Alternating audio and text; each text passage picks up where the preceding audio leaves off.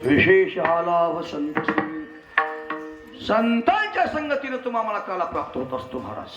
मृत्यू लोकामध्ये पण आपण भाग्यवान होतो. वैकुंठामध्ये देवाधिकार तो अधिकार नाही, तो भगवंताने तुम्हाला प्राप्त केला काला शिवण करण्याचा. आज तुम्ही कर्नाटकमध्ये नव्हे महाराष्ट्रामध्ये कुठेही जावा, तुम्हाला काला मिळणार नाही. पैशाने प्रत्येक दुकानामध्ये वाटल ते पैशाने वस्तू विकत मिळेल.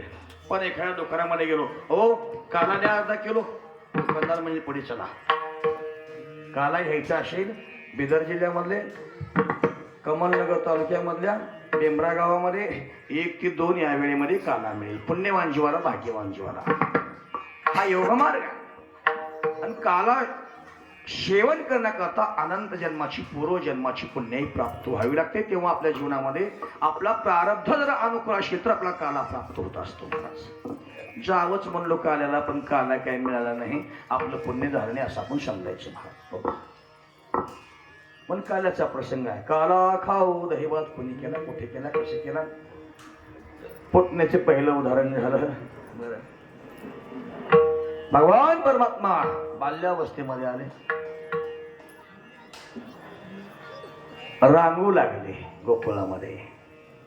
आता रांगताना बघा, आपल्या घरामध्ये एक लहान किंवा मुलगा किंवा मुलगी जन्मली, मुलगा असो मुलगी असो,